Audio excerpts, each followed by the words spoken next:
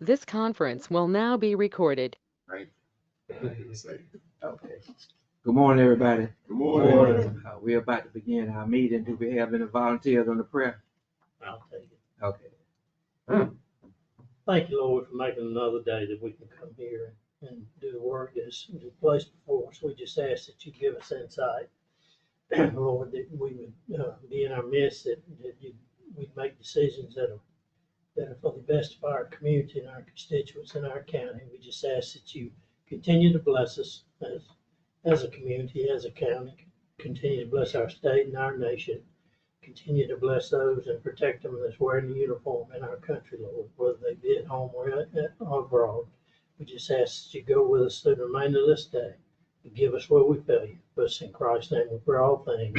Amen. Amen. Let's all stand and join me in the pledge of the allegiance.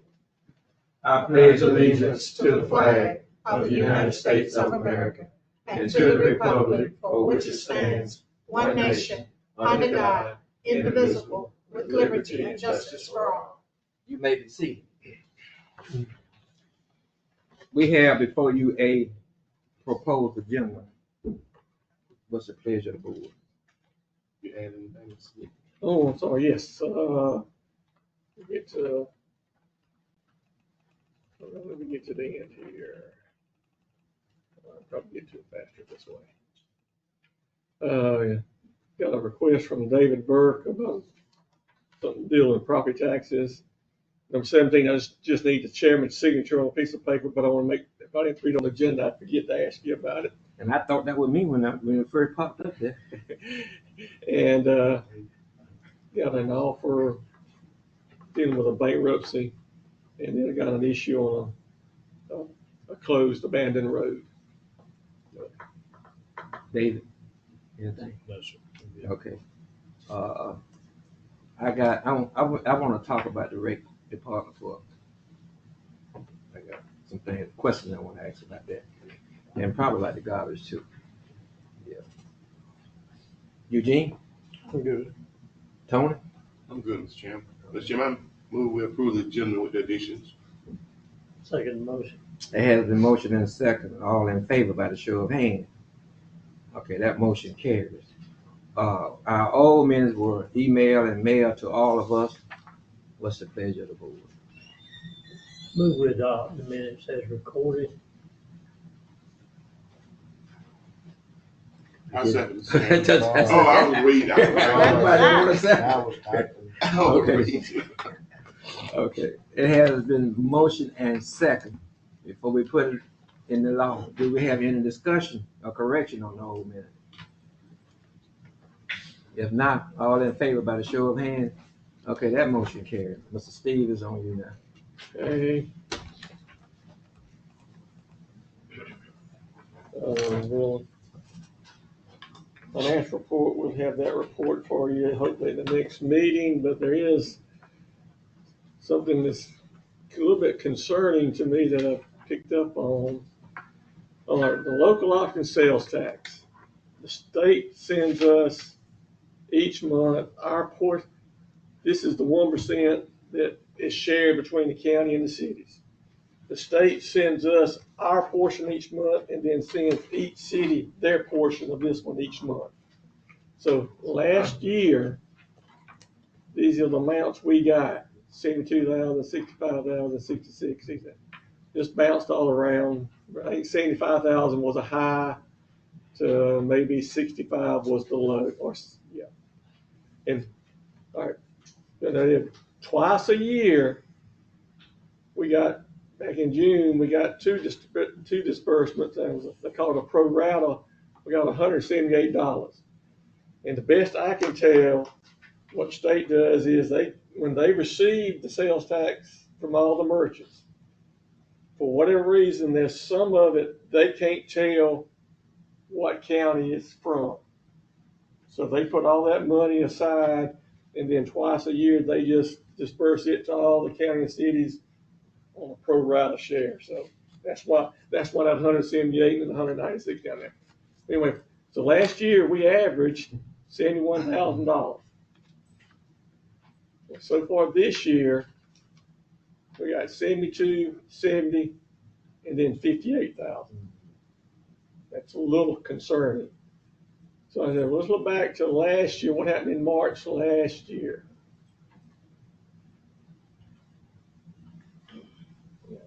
Not that drastic. Like I said, I don't know what's going on. That's just a little concerning there. You get a report for that? No, You get no? no, the money's wired to our checking account, and Go back. Are we entitled to some type of report? they tell us it's, you're not entitled to, Or what do they refer to? Proprietary. In Well, other words, I think that I don't Go know. back again to I would imagine they would probably hide behind, like, if I wanted to know, if I'm Magic Market and that's Flash Foods out there and I want to be able to get an open records request and find out how much their sales were, for business things, they're proprietary, there may be something like that. And that may be what they're hiding behind. What they really don't want to do is tell you why. Okay. So I don't, we can ask them, and see what they say, but they're probably not doing it. The big, what I want to point to is you went from 68, where were you, 70?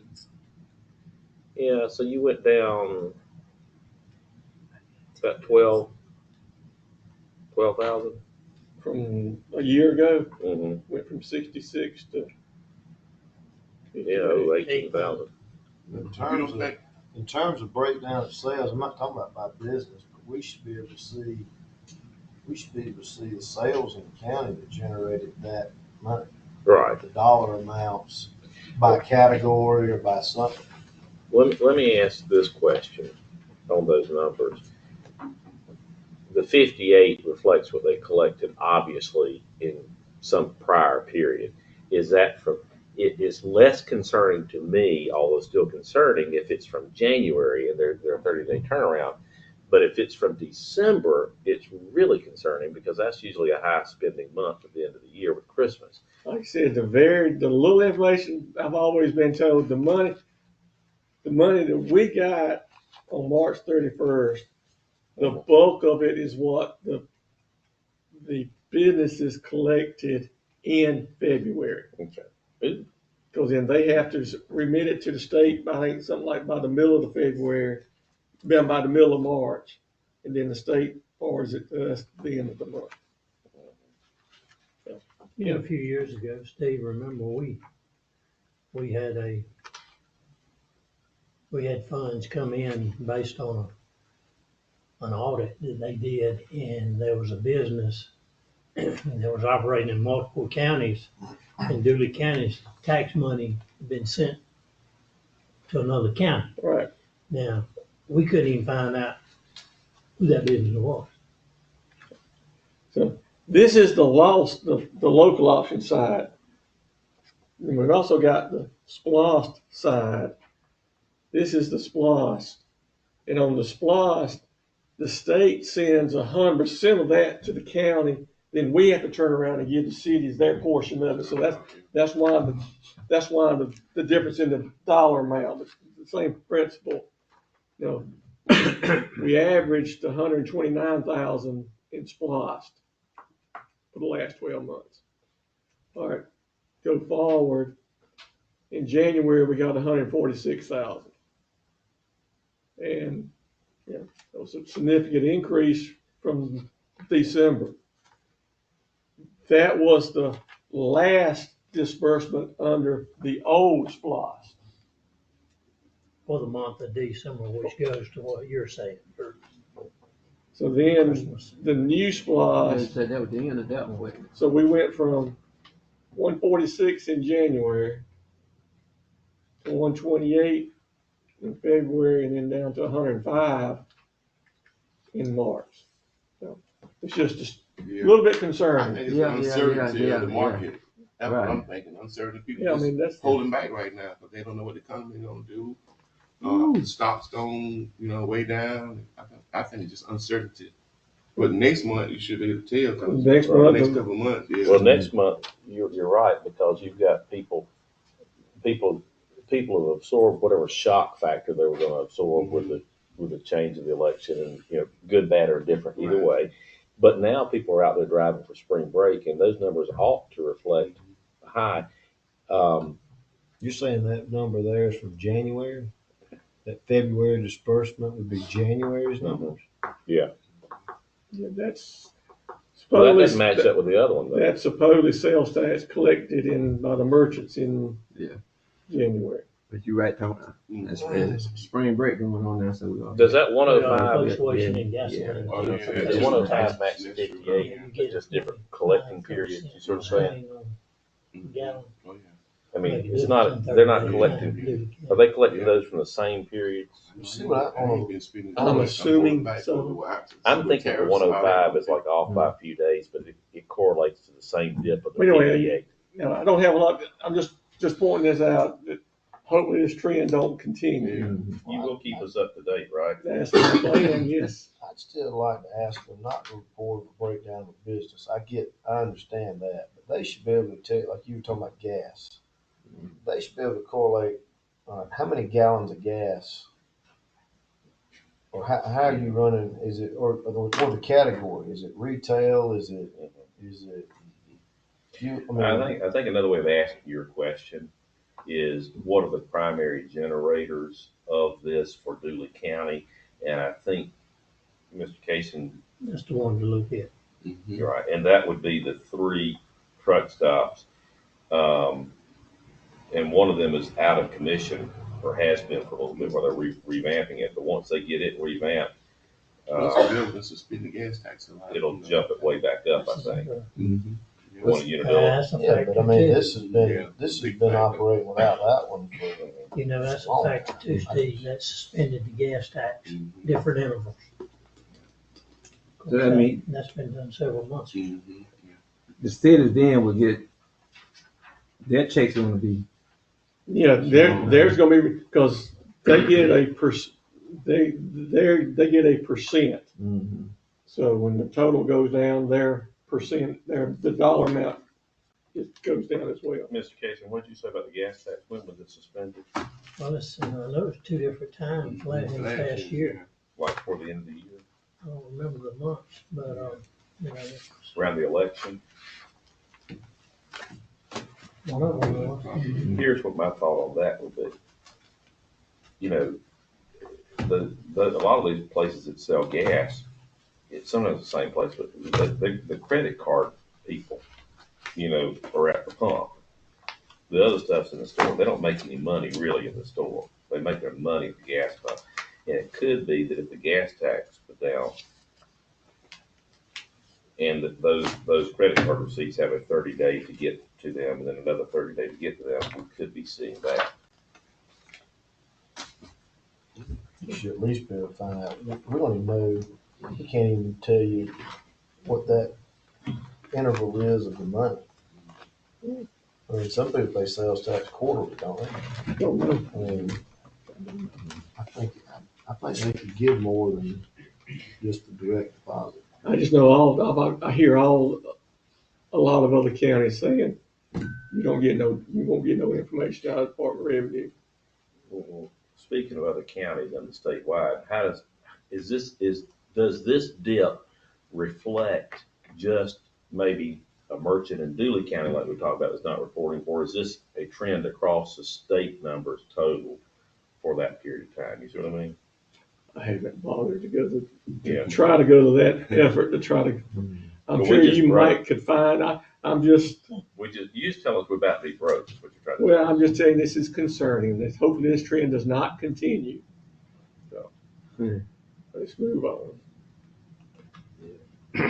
All right, there's a vacancy still on the DFAX board. We'll keep that on the agenda. For the Chamber of Commerce and the Family Connection Annual Awards Luncheon and meeting was yesterday. I saw where Cadence Bank had received the Business of the Year award on Facebook. They had very good attendance too. It was packed out. Okay, it's 9:15. I think Miss Felton. Good morning. Good morning.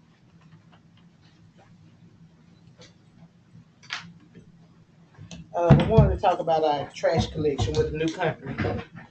Uh, First of all, I reached out to a few commissioners when they started.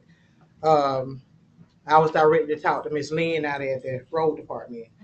And when I called her, the people who she talked with, what they is and what they wasn't going to do about the trash collection. So if we're going to pay a bill for trash collection or whatever, if we're going to pay for something, am I right? We got to have we get service for something we pay for, right? What's the problem? The trash pickup. You're billing ahead, and we're not getting trash picked up in a timely manner or whatever. And per the county website, all right, pickup days, mine is supposed to be Monday. It's Tuesday or either Wednesday or whatever. You're going past trash cans, because I guess you're on the do not pick up list now, whatever, for whosoever have not paid. You're going past those trash cans and you're backing up. These drivers don't even know the communities well enough to be backing a commercial vehicle in residential areas or whatever. I've witnessed this. This is not what somebody told me or whatever. Your trash getting picked up? I ain't paid. What service they giving? What good enough service they giving? In the beginning, they told us that we got a letter saying that trash was gonna be changed to this and the way the bins need to be turned and all this stuff right here. Me and my mother-in-law never received this letter, but now when it's time to pay, we both received the bill. We received two bills, and everything is to be paid in advance. And we got late fees on something that you ain't never did or whatever. You charge. Mine says December to March. From my recollection, the city of Byronville was still supposed to be collecting it in December, and the new company was going to start in January. So how you got a late fee on something at that time? March was not even over with, but it's a late fee on that if you didn't pay by this date. Got another bill for the next 3 months, which just started. April just started. A late fee is already on that. You got elderly people that don't know what's going on unless somebody explains it to them. They trash cans inside the road. And if they're standing on a major highway where the traffic is 55, then the trash is being blown over, and then they got to try to figure out how they're going to get the trash up off the ground. Mr. Casey, back when we started, when they started talking about outsourcing it, you said you didn't, I was here at the meeting, you didn't want the arm truck because it damages stuff or whatever and all that, and it's because of small kids.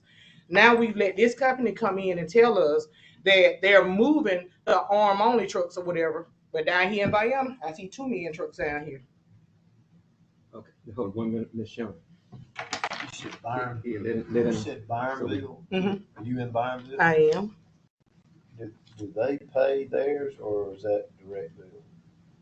Does the city pay the bill and then bill the residents, or is that direct bill? I don't The remember. rate bill. Pinehurst is the only one paying, Yeah. and then paying there. They went Pineville went to, They went, let them take it up. okay. I couldn't Yeah, remember. Byronville take it. I knew there was 1 or 2 cities that they were supposed to be billing for Okay, the trash. now you continue on. So I'm trying to see if you didn't have my address to send me the memorandum that you say you sent out. And I called Miss Lynn, and Miss Lynn said they're not gonna come back because I'm like, okay, can we do a little thing? Can we put it in with the to the cities to put it in with the water bills or whatever? No, that's not gonna work. She kept telling me until she had to break down and tell me that they are not gonna pick up your. They say they're not coming back. I reached out to some commissioner. I said, let's hold back on the pay then or whatever until they decide. They go back and decide who trash they picked up and who trash they didn't pick up. Then decide how they get paid or whatever. So today I'm going to ask, can we change or whatever? They've been in here since July of 24 last year. They've been in here. They haven't shown anything different to me or whatever. Can we change companies or whatever? Sacrificing $2 or whatever for this kind of stuff right here, I don't see us sacrificing it. And I see on the website each unit that each housing unit that has an address has to have a trash receptacle. Incorporated, unincorporated, you have to have a trash receptacle. So if we don't have to have it, then we got to pay for something. Let's pay for something that we're gonna get or whatever, not something that they saying they're doing. You're pulling down telephone lines or whatever with that arm or whatever, backing into spaces where you can just go on down there and get the trash or whatever. I witnessed all this. There ain't nobody had to tell me this. tearing up people's grass, grabbing it, and you ain't stopped or whatever, and you dragging that trash can, you tearing up trash can right by my house, the lid off the trash. Mr. C, have we, a representative from that company there? Have these complaints been sent to them so they might can correct the complaints? It's my understanding, yes, they did initially. There was a significant number of people that did not get a bill from Waste Management for the first quarter.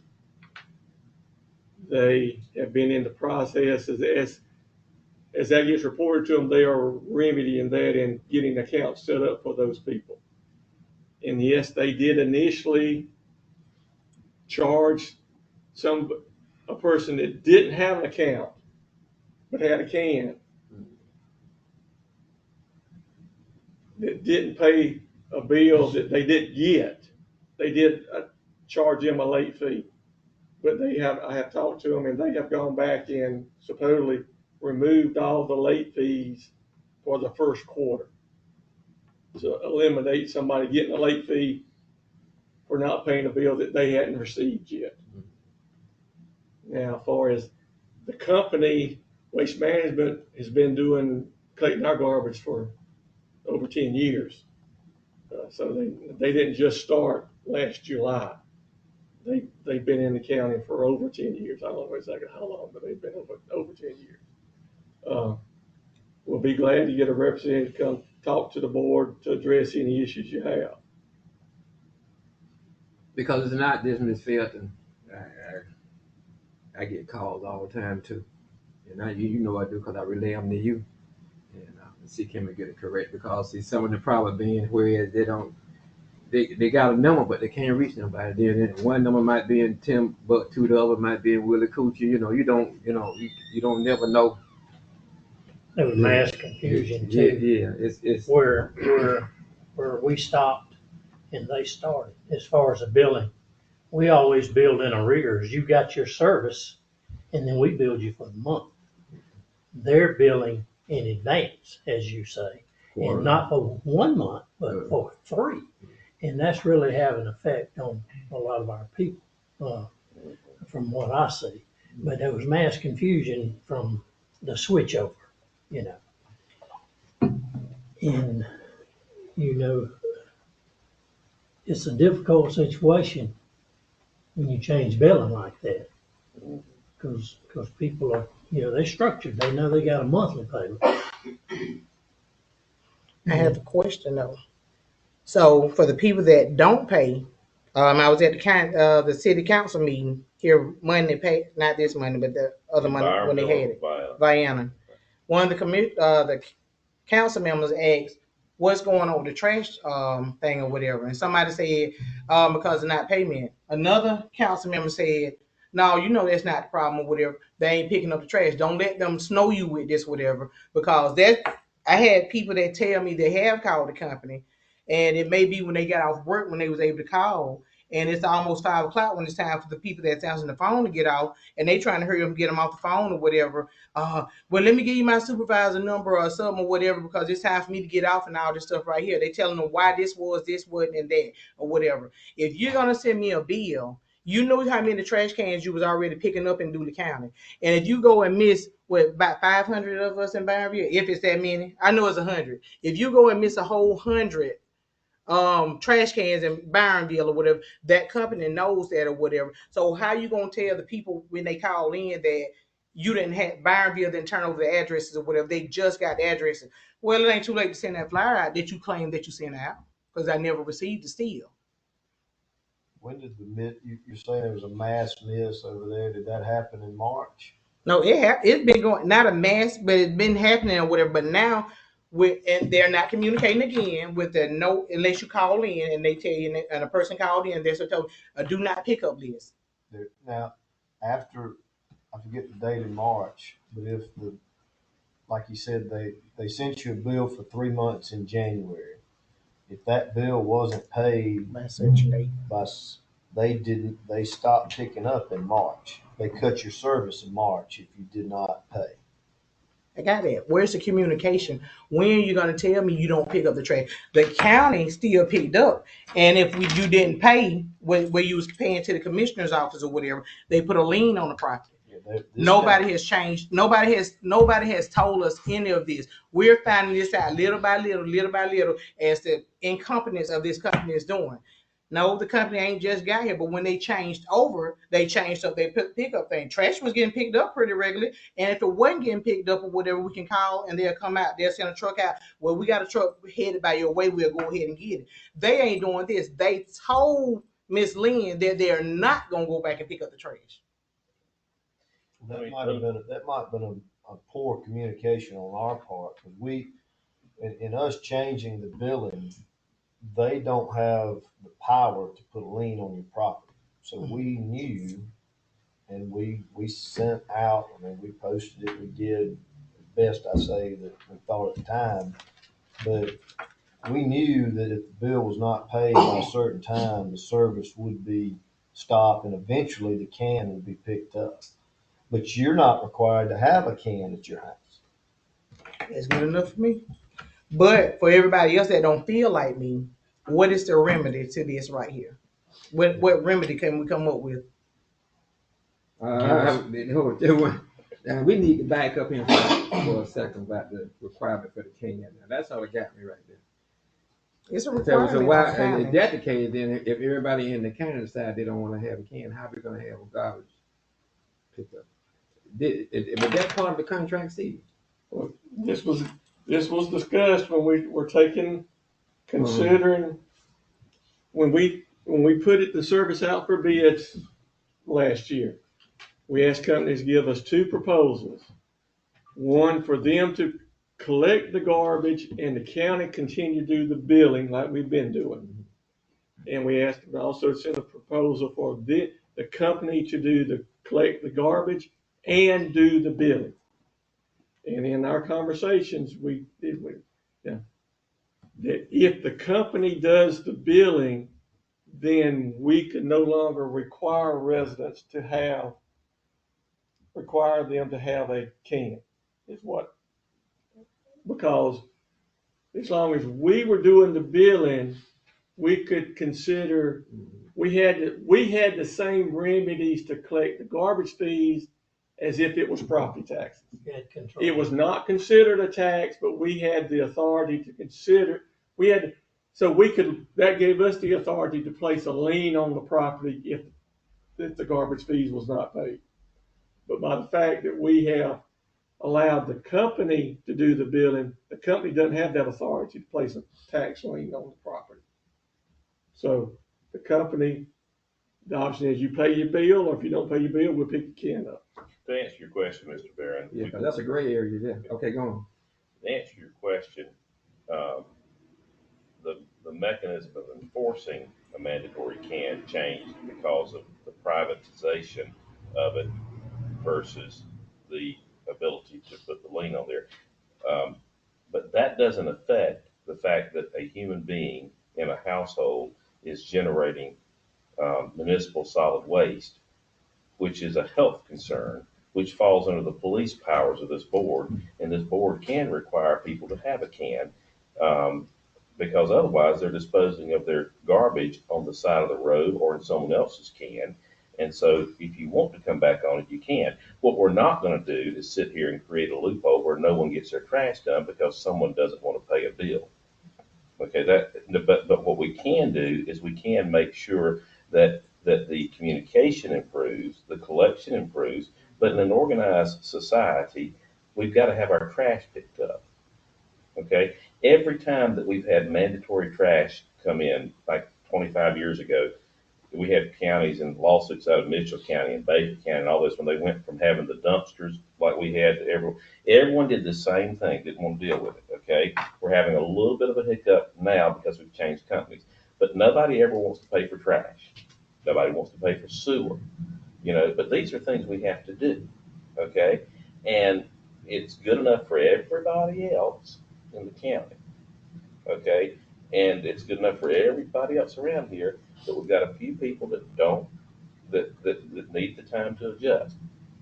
Let's work with them. Okay, But let's work with a case-by-case basis versus a mass issue, because we've got, right now, one complaint. It says there's others. My suggestion is, if you really want to get the problem resolved versus just calling someone in here to beat them up, that we allow that the person talk to the company, have them come and have a meeting session or whatever for a period of time, and work out the individual problems that exist. And then if we need to bring it back to this board for a policy consideration, let's do it then. But if we bring them in here and say, why have you done this? And we start with specifics that they don't know about, they're going to have to come and research it and all that. We'll be entertaining. You're not gonna accomplish anything. Thank you. And I don't know what number you're calling, but personally on the cans that we have for property, we call a lady, I forget her name, Angela. We call her and she walks my mom through everything and really does a good job of helping in a case-by-case basis. Now, I don't know who you. I haven't called. I was talking to other people. Okay, we I don't get- have that number And on me, but I can give you that. She really does fix a And case-by-case to basis. this Felton's point, I've said what I said about the whole general thing, but on a specific level, at the campground where we have a dumpster, where we have people coming in, they've changed our collection date. And then that affects us because everything we do is for them. And we were so used to people come in on Thursday, the old company couldn't dump it on that and all blah, blah, blah. So we were doing all kinds of extra stuff because we only have, like a couple times a year, we've got extra garbage, like 8 times a year. But we don't need another dumpster out there. So I've got to deal with the Morgans. I've got to deal with this group up here where we can take some garbage if we have to. You know what I mean? And I've been the one doing that. And so, because we couldn't work around it. So then all of a sudden, they ain't coming to do it. They miss a week. So when I call, I get a hold of Michigan or wherever, and finally I get a hold of, call back to Lynn and got a hold of somebody that could help us locally. But I understand that frustration. Then to add things to that, one of the groups that was there overfilled the dumpster. And they took a picture of it from the top of the truck and sent it to us with $150 surcharge on it. And it was like, well, okay, my concern there, and this is what I raised to them as a customer, not as this position, but as a customer like you or your family, is I said, look, if you can document the overage, but you can't get here on time, we got a problem. And I sense that same level of frustration. We got ours resolved once we got above those fine people that are, like you said, they're working class people. They're answering the phone and they're getting beat up all the time, all day long. And when 5 o'clock comes, they're ready to go home. You know what I mean? But the bottom line is resolving the issue. The issue that you have is communication. Okay, you know that you're going to have to do something with your garbage. And eventually you will whenever these issues get resolved. But right now, they're not satisfactory to you or to anybody else that's having the same problems. So what can we do to do that? That's my question. Yeah. So I think, would you prefer to have, if we get somebody to come in here from the company, do you think it'd be better to have them just address the board, or do you think it would be better to have, like, people that that have problems, have them come up here and y'all work out your problems if you can? Okay, a person coming here, I don't think that's really gonna resolve nothing. They may try to or whatever, but if you know you got issues or whatever, and we're calling in, give a set line. Come on to call the commissioner. Give them a set line that we can call here locally that we can see something being did about it. Like I said previously, before they went to this one-arm truck, the new system or whatever they got going, we used to call out there to Pinehurst. And okay, we got a truck going through such and such, and we'll get the truck out there to you or whatever, and they'll come. Even if they don't do nothing but send a pickup truck to pick up trash, because I've seen them do that to a resident or whatever, and they did. And I don't know why the truck keep missing their garbage can or whatever in Byronville, but they send that truck out to that resident every time or whatever. I don't know if they do not pick up this or whatever. So the problem persists or whatever. We got to get them to know that what their driver's doing. Get on there and ride along with them like some people do or whatever. You a multi-million, billion-dollar company or whatever. We got to pay a trash bill. No, it's not that I don't want to pay my trash bill, but if I'm going to pay for it or whatever, I need to be picked up or whatever. Your first question to me is, what service are you paying for? So I think the bottom line is what we had a general fear of with this change. And I said this over and over. They're gonna miss the involvement of the Dooley County personnel trying to solve the problems and help our people get their garbage picked up. Because you're not getting the same level of help They don't know. with their number that you did with a number in Pinehurst, which was us. And, but, you know, how do you fix that? I mean, you know. You got to add more trucks to the We lost roads. control is what happened. I mean, they were doing the extra for us because they recognized how much work Miss Lynn was doing up there for them. But now that's not the case. Now the remedy, or one remedy I can see, that one truck. Now go look at your 2-man truck.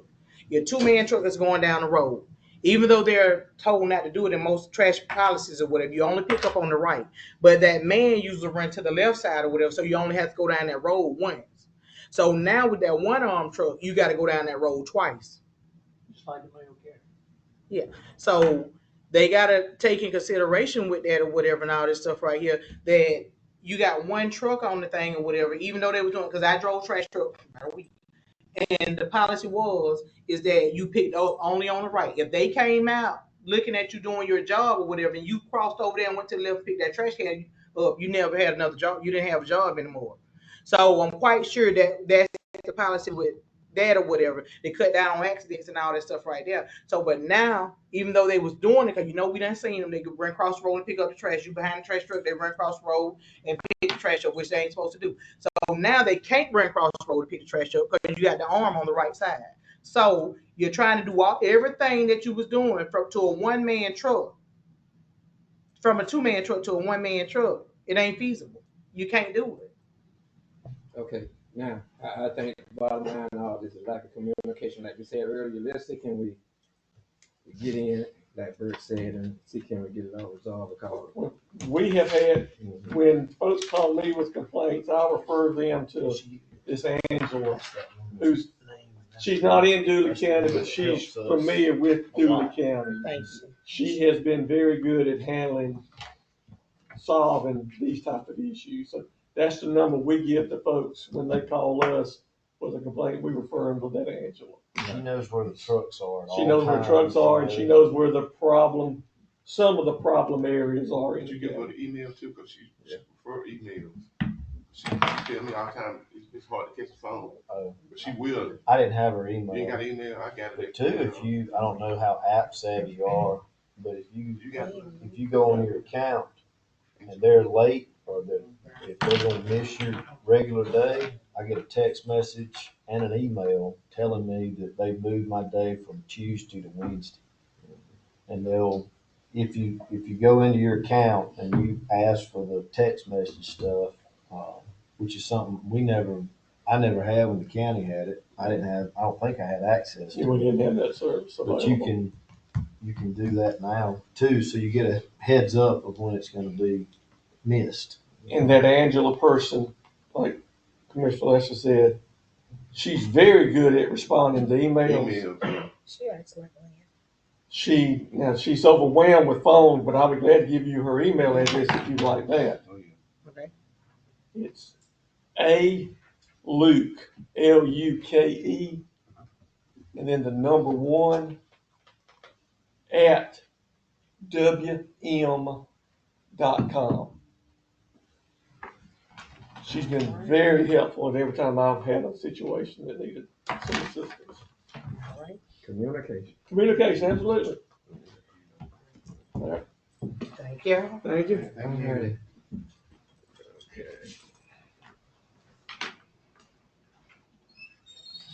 Where was we?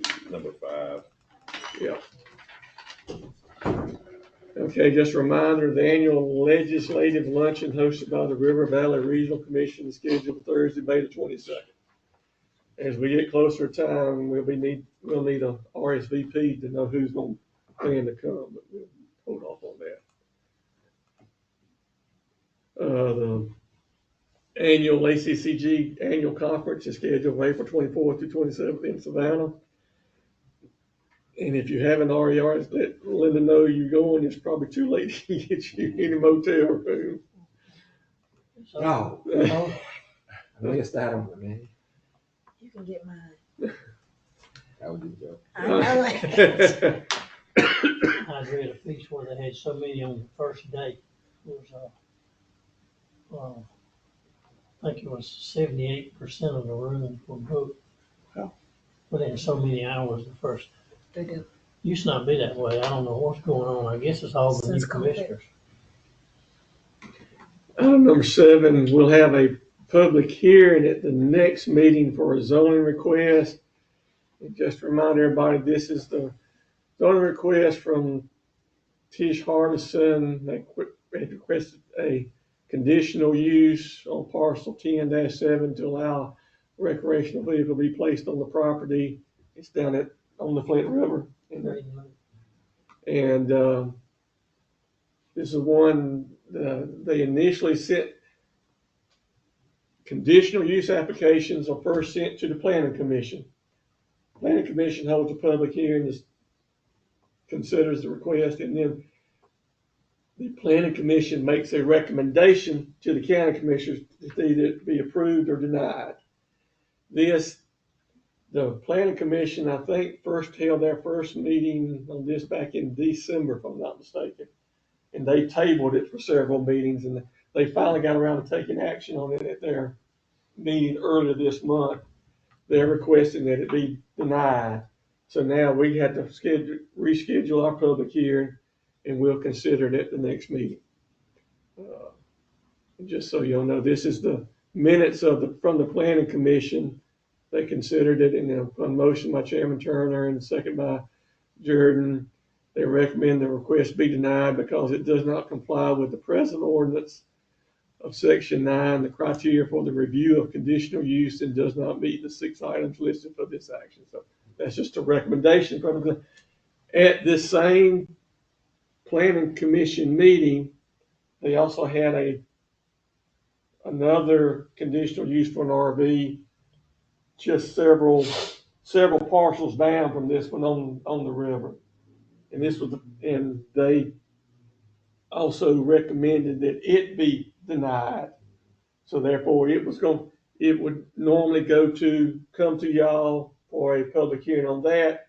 But 2 days after the Planning Commission meeting, where the Planning Commission voted that y'all denied that request, the applicant withdrew their request. So that's why there's no need for us to conduct a public hearing on that, because that request went away. So Steve, that was the guy that had put the gravel down. Was either one of them requests that was, when they, the guy that I said that called me down at the lake about the gravel being placed down there and wanted to put a shed or something? No, that's a different parcel. That's a different- That's a different Okay. parcel. Okay, I'm still working with our engineer to finalize our list of road projects for LMIG 2025. Yeah. He's already started the process on Liberty Road, but there's some extra money left over, and we're trying to see what we want to do with that. Last meeting we talked about this. In June, the first and third Thursdays are to be the 5th and the 19th. Well, the 19th is a county holiday, Juneteenth, and we didn't really decide what to do. I would recommend let's just bump it forward today, because we're probably going to be in budget work sessions that time of the year anyway. So rather than try to bump it to the next week, I would suggest let's just do it on the 18th, if that's all right with everybody. June 8th. Okay. That's all right with them? Yes. Yeah, that's fine with me. Put it down. Y'all can open it up between.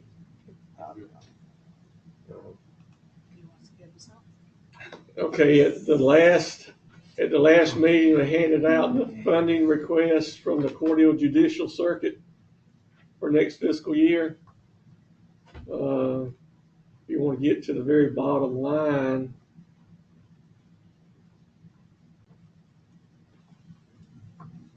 they request some for Superior Court and Juvenile Court. And for Dooley County, they're requesting $84,000 for Superior Court, $26,000 for Juvenile Court, for a total of $110,000 from Dooley County for next year. So the requested funding is 110. The current funding level is 95,000, so it's a $15,000 increase. However, there is a bill pending in the legislature that, if passed, from what little I can tell, would totally redo how Superior Court judges are paid. Basically, going to increase their state salary. And if that bill passed, the Cordell Judicial Circuit is saying they would be willing to decrease the amount requested from the counties. So I'm suggesting we just don't take action on this just yet to give time to see what happens with that legislation. Yeah. Okay.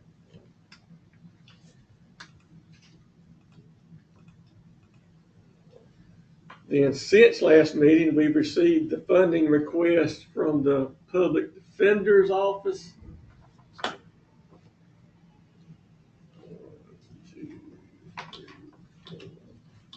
You'll take one of those and pass it around. They want more or less. Just take a guess. They want less. Bang, got the buzzer on that one. And I suggest y'all just take this and look at it, and let's don't take any action today. But if you go, let's see, go to the back page, you'll see what I've got on the screen there. The second box there on that back page, the very back page, it says breakdown by county personnel. They request some money from the counties for personnel and for operating. For personnel, they're requesting $37,000 from Dooley County. The current funding level is $17,000. So we're 50% jump. That's pretty good. The operating portion, they're requesting $16,506. It's currently $12,000. So making a total, they're requesting a total of $53,000 from the county, from Dooley County. Current funding level is $30,000. So they're requesting an additional $23,000. Couple things there. You've got a new director or new circuit public defender, Kyle Holloman, who had worked for the judges a period of time and who's fairly young, put in that position, young as in years of practice. They had to make an exception. However, he's probably going to be there for the long haul. And, you know, that's probably why this funding request is coming up, is he's probably looking back over what had been done in the past. And at one point y'all were funding, you know, after that lawsuit, you were funding another position, but then the state started funding it. So I don't know what their needs are, but that may be explain that. Why is the percentage different from personnel to operating of our piece? Isn't the piece on, why would we pay more in operating than we would in personnel? I can't answer that. I don't. Who's line with him? But he's at, go to the back page, the very back page. Where you at? Oh, Just okay. I mixing- thought that was the back page. Okay. Yeah, but on Yeah, what he's personnel, looking our at portion is on the- 12%. Personnel, we're paying 12% of Operating, we're paying operating. 20. We're paying 20%. Why would that not fall in line? Well, let's look back and see what last year was. Center, county department. It should be, unless one county gets, one, Crisp County and Ben Hill County may get some sort of an offset because they provide office space. You know,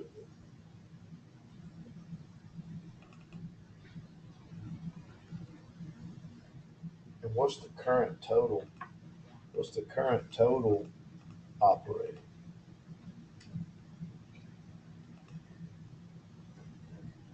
is that 936 over there? Okay, this is last year's funding request, and we paid 12% of personnel and 20% of operating last year, so we may have evidently been doing that for some time So now. wait. That's last year's? This is last year's funding. Okay, look there, state funded. 1197. So they cut their funding, state cut their funding back $80,000 for this year and increased ours, all the counties, by 190.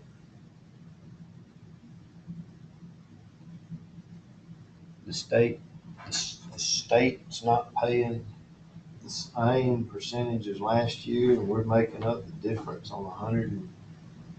Total county funded is going up 190, and theirs dropped 80.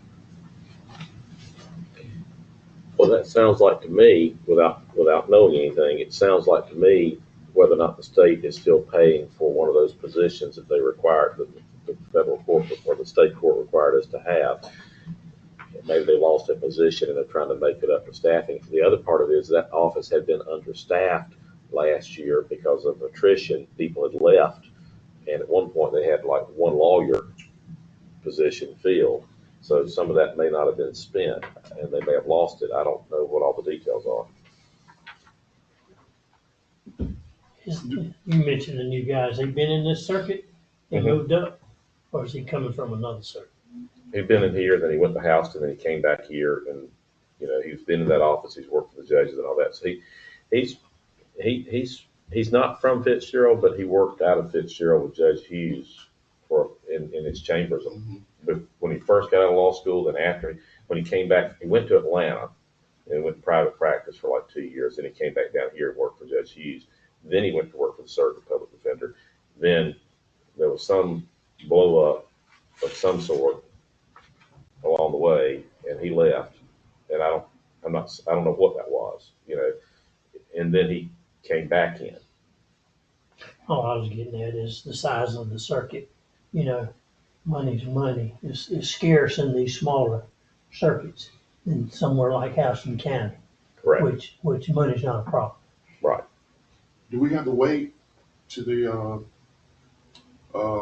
state approve of whatever they're gonna do on this one too? No, That's to my understanding, that legislation only affects the Superior Court side. It doesn't affect the public defender side. Right. Well, Bert, on the other ones, you always say we got to pay it anyway. So so why we gonna wait? So why we need to wait? On this one, Mm-hmm. I just would, we don't, they can make a request. In the past, we've supported it or not supported it. Mm-hmm. On this. It's a little this is a little different.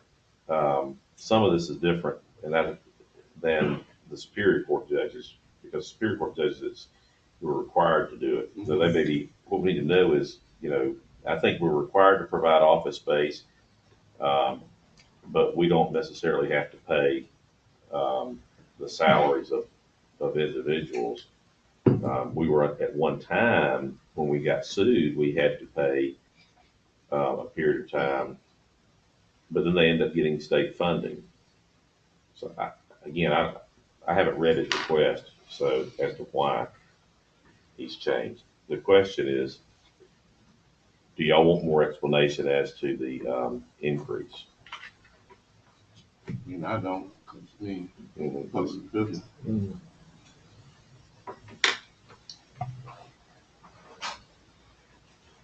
So if we table this, Steve, what kind of information are we looking for? No, that's a good question.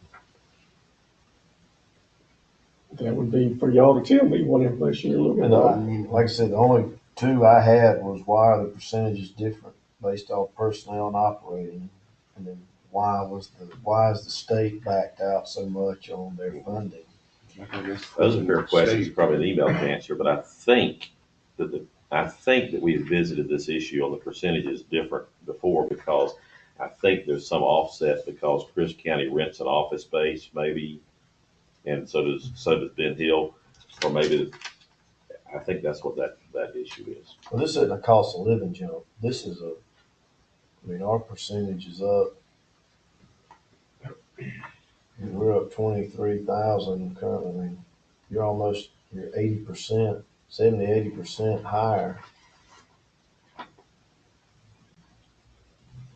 Well, in the letter, he's saying that his office is still understaffed and desperately needs additional funding. So with the additional funding, he'll get fully staffed? I didn't read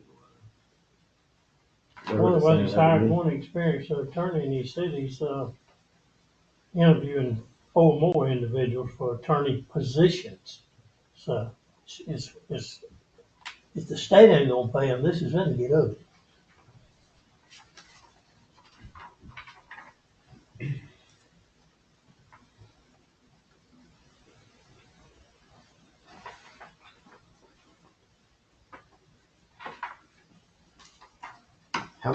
How is the public defender? We have a set public defender for Dooley County? The judicial circuit of the 4 counties has a state hired director, Kyle Holloman, and that goes through an interview process. There's a little bit of local input, but not much anymore. But basically, that person's hired, and then they hire a staff of attorneys and investigators and administrative people to work for them. I think that they have maybe 2 investigators and maybe 2 admin people. I don't know that. I guess we can figure that out. I think they've had as many as 5 attorneys in that office and as few as 3 to operate it in the time I've been watching it. And right now, I gather that they have about 3, and they're trying to interview some more people. I don't know. They're going. Did he say in the letter, Mr. Casey? I didn't see that. So he's saying he's gonna hold it to, I'm asking the county for funding for only 1 attorney position rather than 2, which has previously been requested by my office in prior agreements between the counties and the Georgia Public Defender Council. That's referencing the lawsuit that's over with, and we're not under that obligation. But it doesn't mean that the level of service has changed, or the need for the level of service has changed. I thought we paid for the public defender. We don't pay all of it. I'm just repeating what our favorite what our favorite friend says all the time. You know what happens when you bring somebody up, don't you? I'm a hush. Let me say something Shut else. up. Let me say something else that needs to be considered in this. Because of the resignation of Tracy Mullis and the fact that there was a vacancy there for a period of time, they shuffled a lot of the cases to what they call conflict public defenders. So because they had cases going on and they didn't have a lawyer, so they and the state picks up the bill for those, as I understand it. And so, and the way conflicts come up is you arrest some. Okay, for instance, the shooting out here at the old club where they arrested 17 people for murder or something ridiculous. Every one of those people has to have a separate lawyer, and so they got to go find them somewhere else because they can't be in that office because of conflicts. So that gets expensive. Same thing happens when you have a drug deal. Somebody get off the interstate, they got 3 people in the car and they can't afford an attorney, so they got 3 different attorneys. One can be from this office, one's got to be from these different conflicts office, which are basically so a lot of our stuff right now is being handled by conflict office. In fact, there is a conflict office located at our DFACS building, which, by the way, depending on how that rent's going in there, we might want to look at that consideration too. If not this level, but if we continue to have funding increases as might happen if the state's drawing back, we need to look at what all sources we are doing, you know, because that might get into that percentage of overhead. I mean, I don't want to wait on this one, Mr. Chairman. I want to go ahead and approve this one. Uh-huh. I mean, I want to, make a recommendation. It's up to everybody else if they want to table it or whatever. But I want to make a recommendation that we approve this funding for the public defender's office as requested. Okay, we got a motion on the floor. We got a motion on the floor. I second it. On the discussion, I mean, it sounds like he's getting very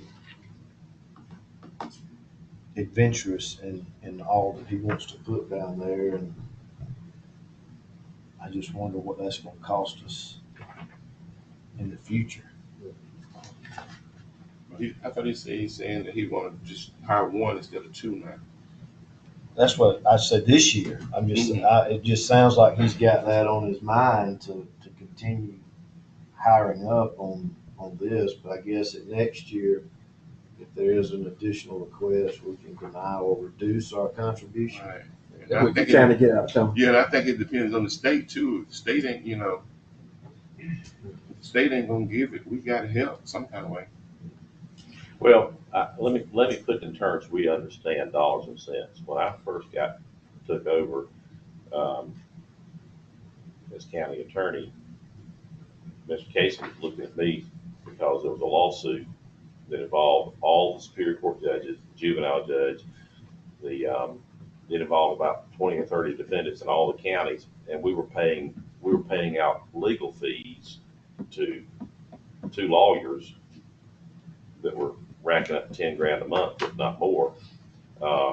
And I got together with Burt Baker, who was in that office interim, and figured out what he wanted. And then I went to Atlanta and found Mike Bowers, and we sat down at lunch and figured out how to resolve the issue and settle this big lawsuit that was just, we had probably about 20 lawyers in this thing all over. It was just the money of every time we'd sit down for a deposition, we had 20 or 30 depositions, we were generating $20,000 worth of bills, not for us, but for everybody. And because of the lawsuit, because it was understaffed. And so we got it shut down and we got it running. And then the compromise was we got the state to recognize that we have a lot. We had in this circuit more money going in to fund the public defender than most circuits do. Most of them, it's a net sum loss. They couldn't believe that we had more money going in. And the reason we had it, and I knew it, was because we had the traffic fines coming in from Dooley and Crisp counties. And so I was able to get those numbers through open records. We were talking about that earlier with, tax stuff. I got with Gene Rogers, and we went, and I figured out how to do the request, and we figured out exactly what it was. And we were actually leaving $500,000 at that point on the table. So we got some of that back from the state because they didn't want that published. And so we got two lawyers funded for like 3 years that what they normally would not do for any other circuit. Just point that out. So $20,000 is a drop in the bucket compared to the next lawsuit if you don't provide the service. Okay, we got a motion and second on the floor. That mean we don't have the discussion. But we got to the discussion part of the motion. Are there any other discussion on it before we vote on it? Well, he's saying he welcomes the opportunity to speak with any county official. I'm gonna take him up on that. I don't think everything they send in here to these tables in these different counties need to be rubber stamped. I think somebody needs to be talking other than printing something in letter. I mean, he needs to know our feelings and our needs and our shortcomings, because it's right back to what I said. You cut your teeth in Houston County, you're in a different world now, my friend. And I realize it's frustrating when you don't have enough folks to do what you need to do. But we live in a day and age now, guess what we have to do? We have to do more with what we have. And I just want assurance that his office is doing the same thing. And And I think this conversation needs to be had. And I think along the lines of what Mr. Lester's saying, and what you're saying, and what his letter is saying, what I see is the commonality is he inherited a mess. He's trying to build out of that mess to provide the service that we're required to provide. And also, if he's successful at this, which we hope he is, it'll prevent us from having that lawsuit situation we're talking about. But we need to have some parameters on what this is going to mean. Does this mean we're going, he said he put the brakes on when he said he was asking for one, not two. You see what I mean? And so that's kind of where your conversation, I think, goes, Well, everything's needing more money, but let's stay on top of it and let's don't get these big shocks. Mhm. Yeah. I mean, when you start talking about creeping up on Dublin, what you're Right. sending down there, then, that's having a strong effect on us. Right. So sort of we would approve it, but we don't expect this every year. Well, he needs to know somebody wants it. But the other kinds paying percentages too, right? I'm quite sure that, because it's just with three, It's Okay. got it broke three of down us, right there. yeah, three of Broke us down in, right there. in it. Yeah.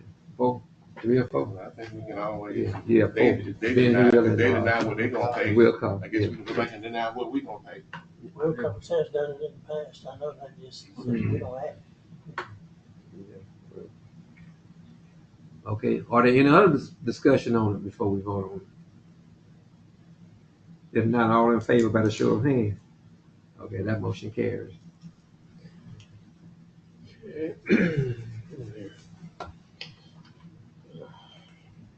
Okay, fortunately, DOT is making some additional LMIG money available this year like they did last year. They're calling, once again, they're calling it's LMIG, but they're calling it their local road assistance program, just like it did last year. And just like last year, this money doesn't require a local match. Unlike regular LMIG money, we have to match 10% of that. This LRA money, we do not have to. So we're eligible for $900,000 from DOT for that. So I'm be working with the engineer to come up with some recommendations on the projects for that. I got them already. And Y'all don't need to say that. and Justin, if y'all were interested how that LR money is distributed between the cities and the county, this is showing you the county is eligible for $900,000. Byronville is eligible for $12,800. Doolin $6,060. Lily $5,400. Pinehurst $11,318. Unadilla $59,000. And Vienna $64,000. And how they come up with that? How they come up with that? Yeah, This- You have to apply for it, This- or we automatically get it? No, You got to do this project. How they come up with the amount you're eligible for is some formula they use for the state that includes some of the factors are your road mileage, your public road mileage. This, like the county, we have 567 miles of public state routes and interstate doesn't count. It's just local roads. And then these are the city streets that each city has. Does that include bridges in Vienna? Then this is population You're gonna mess up. of each entity. So those are two of the factors. I don't know if those are the only factors, but that's how the state divides. The state comes up with a total pot of money they got available, and they break it down between counties and cities. But these cities know they can apply for They this. get the same notice we get. Okay. They get the good. same notice we get. Okay. And now DOT's just not going to automatically send us a check. Oh, I know. We got to submit an application to it. So if we don't submit an application, that money goes back to state. State gets to keep that money. But this show need to know. What's Yeah, that- they need to what's know. that second number? The 4103. Population. That's See, the fact. county we only get credit for the population in the unincorporated areas. We don't get credit for the, But those aren't right. Unadilla was higher than Vine. Well, Unadilla, the prison's in the city limits of Unadilla, isn't it? Yeah. Well, that's not reflected in there. On that, It is too. on the Really? census, the last census. Well, it may not We be, had that argument with the guy that came over here with the hat. it's included in the census figures. But now I don't know, is it included in what DOT uses for their funding? I don't know. Well, add them up real quick. But the That'll main add up to thing 10,000 is people. to educate 9,000 folks. people. You see that 567.42 for Dooley County, go to Vienna for 28.08. That's why Dooley County can't build sidewalks in Vienna, Georgia, or Unadilla, or Pinehurst, or Byron. That's the bottom line. That's our We don't have paved, the money to do it. that's our paved road miles. No, that's That's All of that's paved and dirt for the county. And I'm assuming the same way in the cities, because some of the cities have some dirt alleys, I'm assuming. But anyway, we will be submitting an application to get our $900,000. Yeah.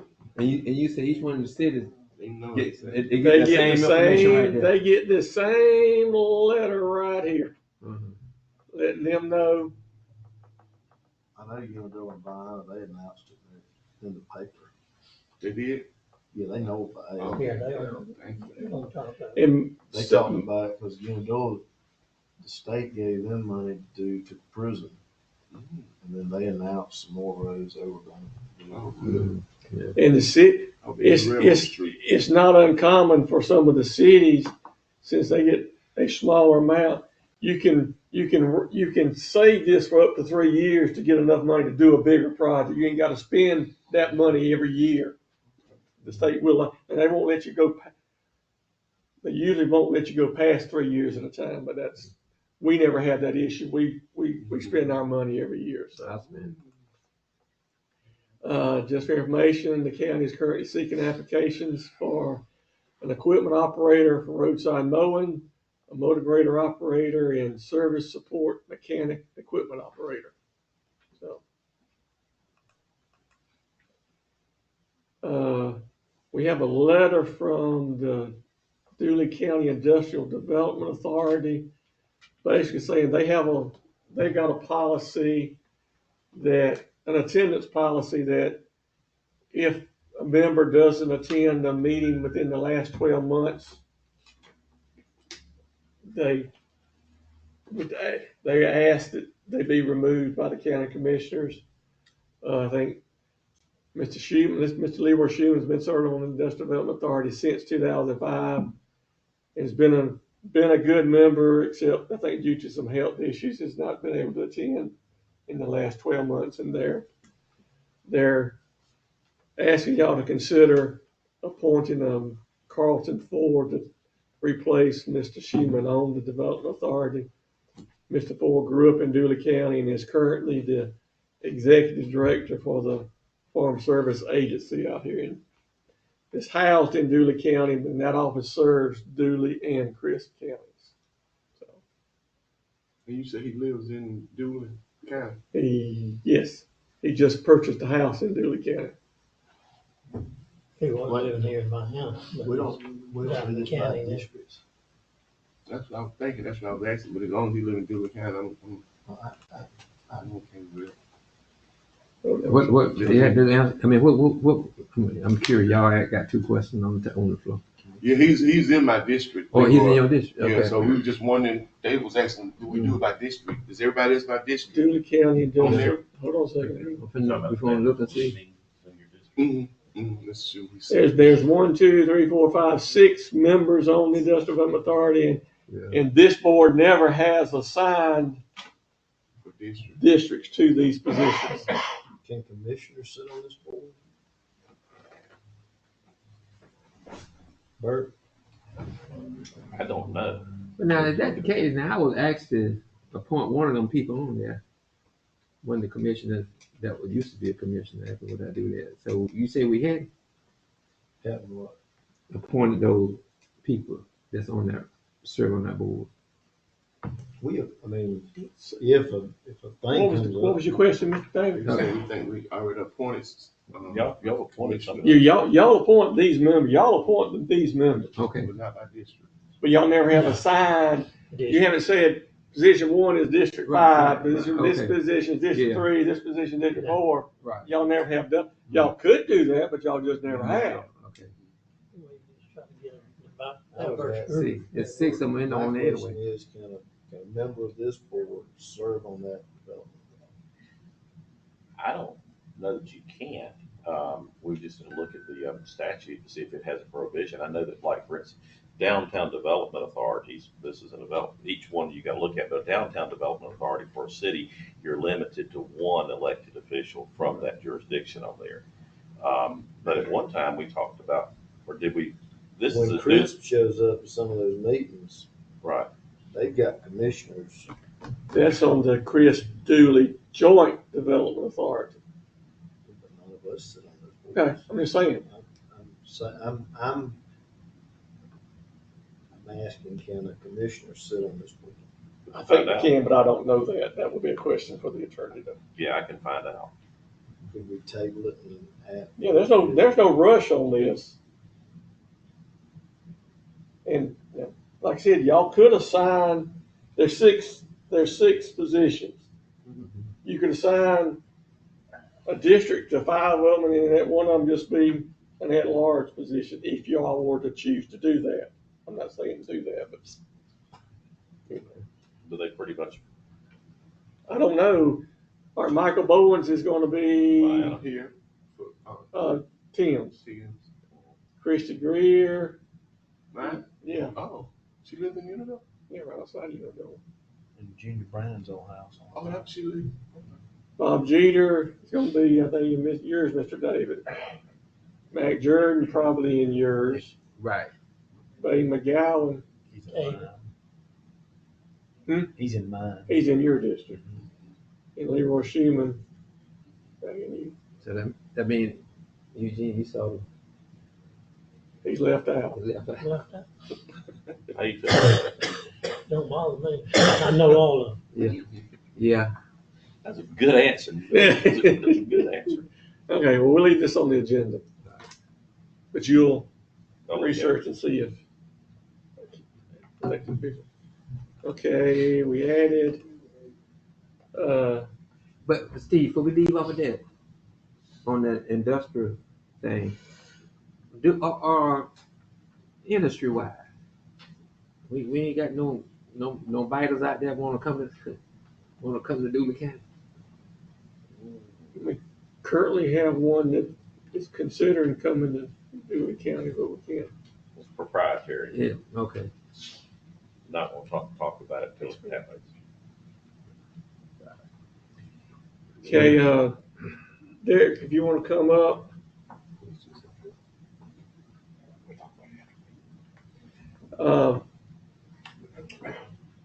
Come on. We thought there might be a taxpayer show up today. I do not see him. If not, he called me, so I will, Okay. I'll lay out what I was told. Now, you come back with your side of it. The parcel's off of 41, north of Pinehurst. I think it was in 2023, the CUVA, the conservation use, was expiring on this particular parcel. I think it had been in there since for several terms or however long. And letters went out. I don't know the dates when letters go out, saying he did not receive the letter to renew the CUVA for this particular property, which by the time the bill came, resulted in about a $2,000 increase in property taxes.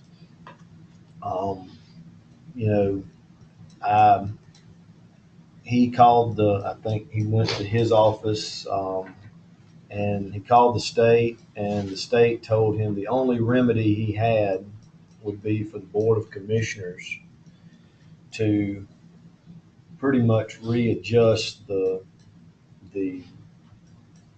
rate based off of as if he had been in Cuba for that particular year.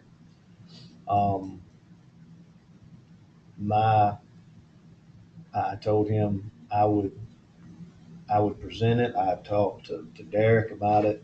I don't know of a reason why he would not have put it in Cuba again.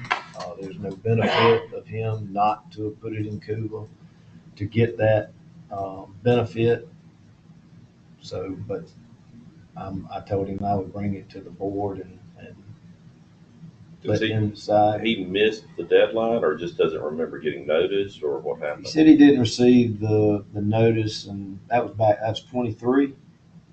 And historically, it's been in this Cuba? Yes, it was enrolled before. In what name? Okay, this, It's a father son. I'm seeing two different names there. yeah, well, without naming names, from what I can tell, this parcel was in a father and son name Yes. with the paperwork going to the son's address. All the other parcels that the father's name was on, all the paperwork went to the father's address.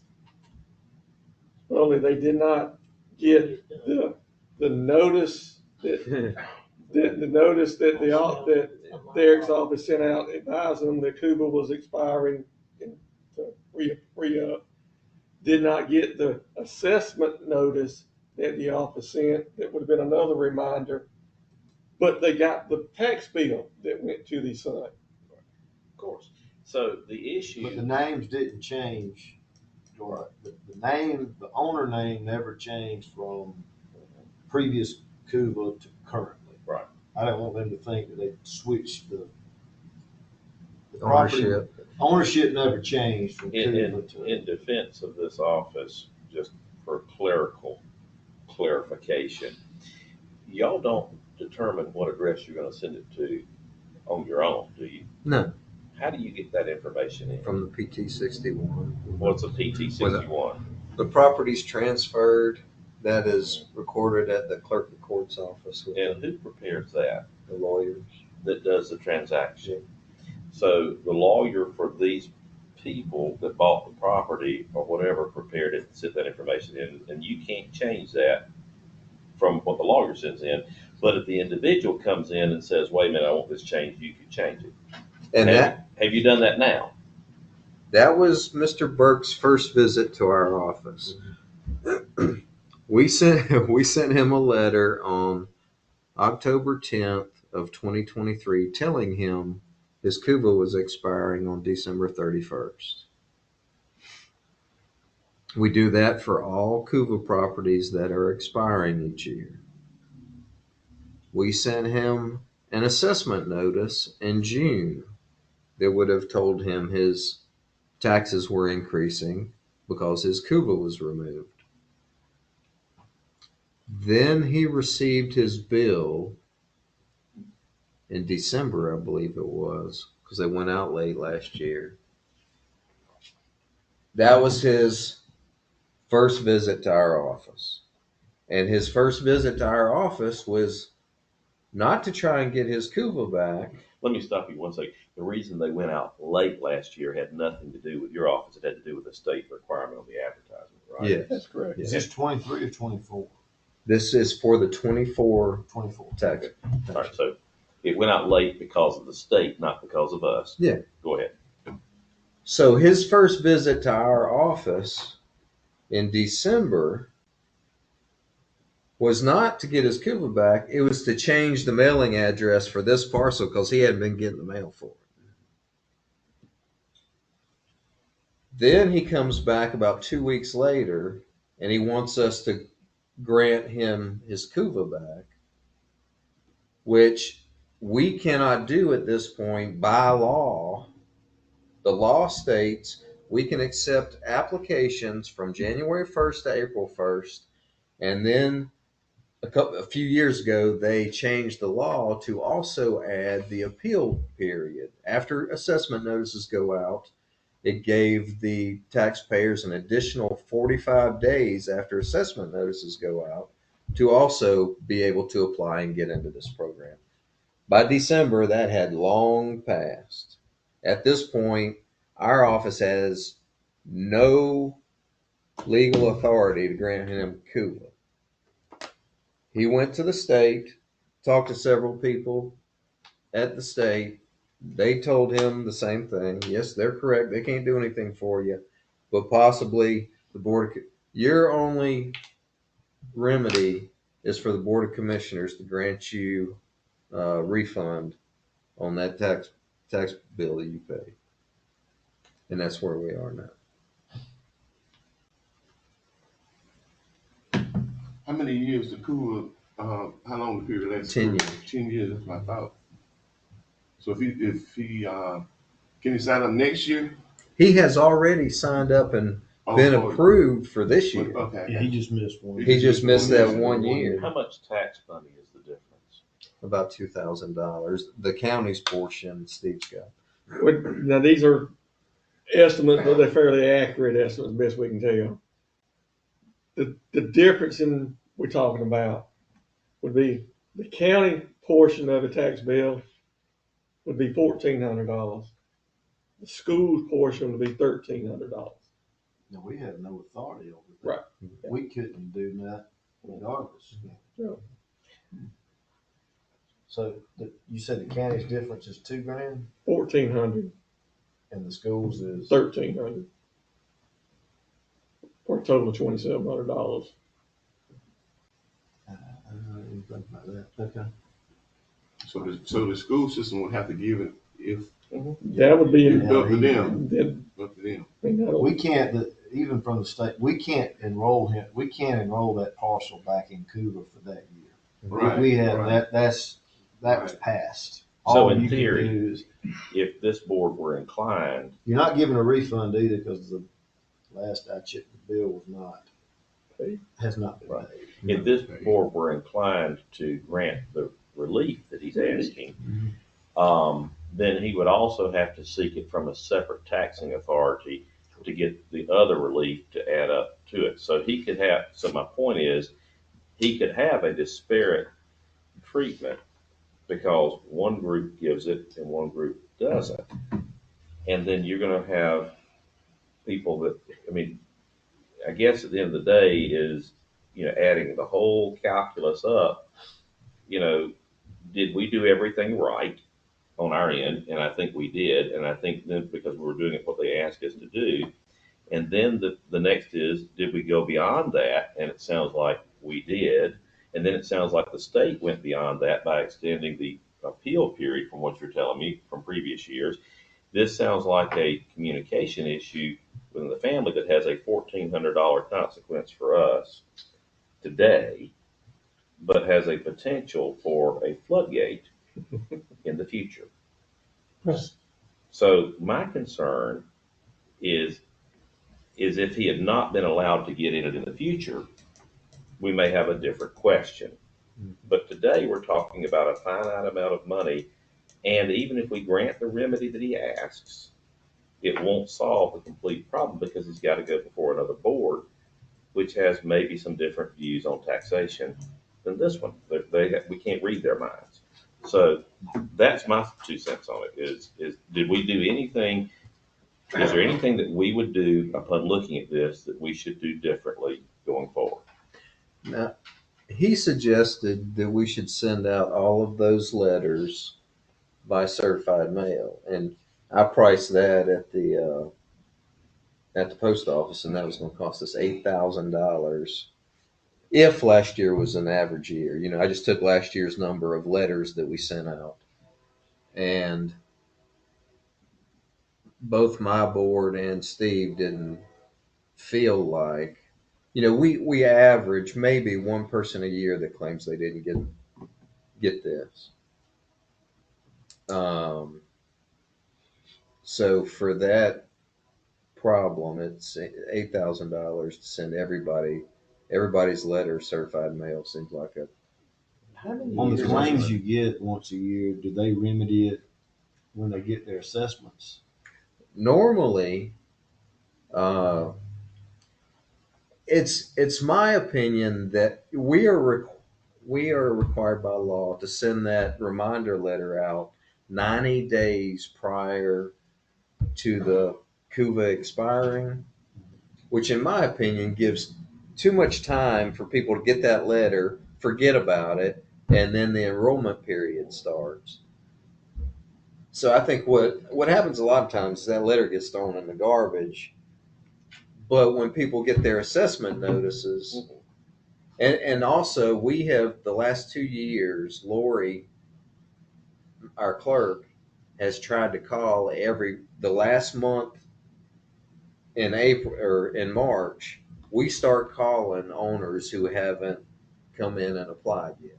So we're doing extra trying to notify owners. Okay. This is if we can find their phone numbers. We don't have phone numbers for everybody. Well, We're also collecting those more now. the But notice requirement though is a state statute or a regulation, oh yeah, and that says how you send it. it does. Okay, and that's an issue for the legislature to determine how we're going to send it if we're going to change that. Oh yeah, But but my answer to him is, I do think people forget after we send the letter, but normally when they get that assessment notice and they see that higher tax amount on their assessment notice, that gets their attention and they come see us.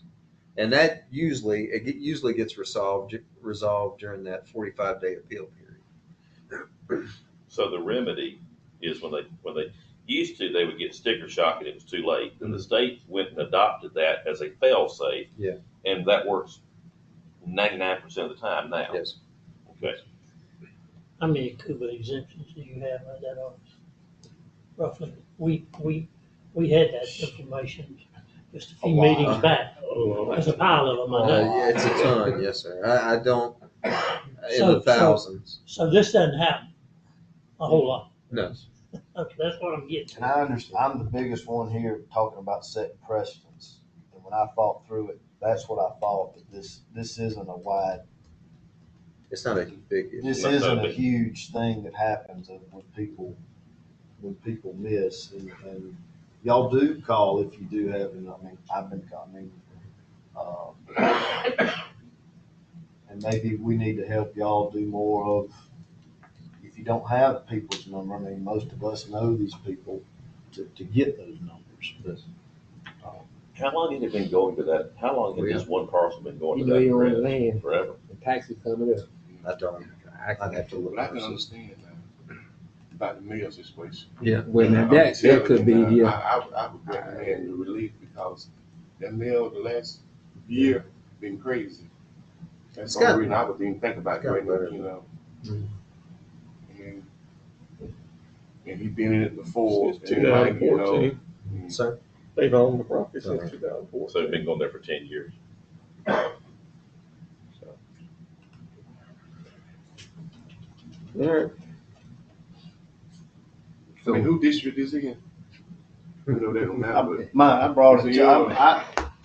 I agreed that I was his voice and bringing it and letting y'all, invite him to give the facts and. But I could go either way because I can understand that mail situation the last year. I mean, it's people, I seen them burn people mail, I seen them throw it in ditches, I seen them, you know, because when the mail leave due, you mail, it goes where? Atlanta now. See what I'm saying? Palmetto Yeah, sits man. there for 2 weeks. And he's already been in COVID, and he already back in COVID, but I don't know, it's up, you know. But Bert, it wasn't the state fault that we sent him out late. It was both of our fault because we did the size of the paper. It was wrong in the paper. No, but So- we sent the right size over. The second time we did, not the first time. So we didn't. No, it was, that. It wasn't, so It it was wasn't our the fault state. that tax bills went out late. It was really the state No, you can't blame the state on that one. Yeah, Right, sorry, I misunderstood. yeah. We'll I blame didn't read them, the we'll fine blame print. them for something else later. Yeah, We'll with that take one. Mr. Lester, Mhm. I didn't read the fine print. Oh, yeah, okay. Just gonna But blame what them we for gonna this. do? Yeah, that's what I want. Yeah, what we gonna do, David? Again, I see it both ways. I'm not blaming their Oh, I office. know, for lack yeah, of- me either. There's no reason to defend them because they don't need it. But like I said, I saw it I don't know what reason he would have, if he had been called, I don't see a reason why he would not have renewed the cooler for that year. I'm not saying they have to call everybody, but I'm saying if they had had his number and called, he'd have been in the office to sign the thing up. He's probably of the opinion too, that this board can make a decision, make all of it go away, and that's not right. Not all of it. Well, but see, and I talked to, I don't know if I talked to you, but I mean, I know the bill has not been paid. So I'm fine with the base. I would be okay with the base amount of our part, but now all your fees and penalties and all, I can't, you should have. Yeah, you should've- And I know he probably didn't want to pay it thinking he would be admitting something or whatever, but this was you pay your water bill, then you go try to get the Right. credit back, Right. or they're gonna cut you off. So that's, I can't go along with the fees and that, but if, Well, Mr. Mixon, who is your counterpart on the school board for him? right now, Norman Big Extra. Well, do we have to decide today, or could he kind of figure out what's going on with them? So I'm not interfering in their part. Right. I mean, could he go to them, is what I'm saying, He can and see where they're at? go down that trail. But you want to go ahead and take action today? Just a consensus. If it's no, it's no. If it's yes, it's yes. I mean, I'm not. What do, really, I'm sorry, I really don't, ain't nobody really saying anything. Yay or nay, so. I mean, like Eugene said, we don't want to start on precedent, but to me, that's a little different when you're dealing with a mayor situation. And I know it happens every blue moon. I'm in favor of the base amount. Yes, I would be, because again, I feel that if I had known and I had called and he'd have gone down there and signed it up, there would be no reason not to. But I don't want to put calling on the burden of that office either. I don't think you have to call. But the state did say we could do this, but it ain't nothing illegal. Oh, yeah, Right. yeah. You got Okay. but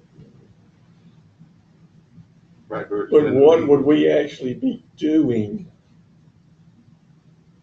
Yeah, I think I didn't think y'all were even gonna be seriously considering this. I'm sorry, just I due think to the precedent, just due to the precedent you're gonna be setting. Because we did nothing wrong. No, We but- did nothing The state- But wrong. did the mayor do anything wrong? We don't know whether they We did or don't know. not. We We don't don't know know. whether they did or not. That's the point right there. We don't know.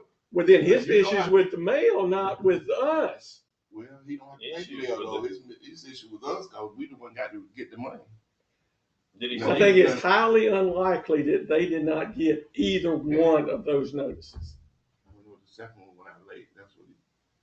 When What you it saying didn't about- go out late, it went out later at two Yeah, separate yeah. two separate Yeah. He's times. talking about different notice. the assessments we get in June. Went out late. Assessment yeah. notice. The So assessments didn't. They so were the in mail time. would have had to The bill miss, came out late. the mail, postal service would have had to botch their mail on two separate occasions.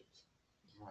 So, What's the likelihood of that happening? well, let's look at, I mean, I'm just trying to be realistic I here. know. You apply for You got a Throw good it point. out. You got a good Again, point. Yeah. Once every 10 years. You got a good point, but And I think I what, don't think this Senate president.